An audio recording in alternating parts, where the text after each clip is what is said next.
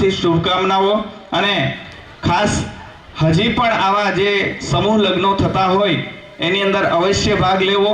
દરેક ચોક્કસ જ્ઞાતિના સમૂહ લગ્ન તો થતા હોય, પરંતુ સર્વજ્ઞાતીય સમૂહ લગ્ન એ થાય એ એક નવો ચીલો અહીંયા ગીર ફાઉન્ડેશને સ્થાપ્યો છે।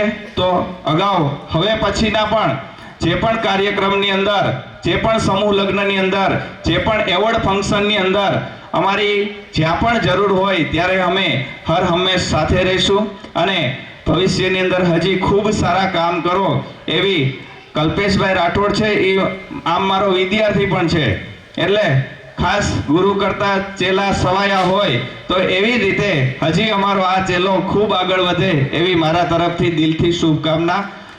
અસ્તુ। જય હિન્દ, જય ભારત।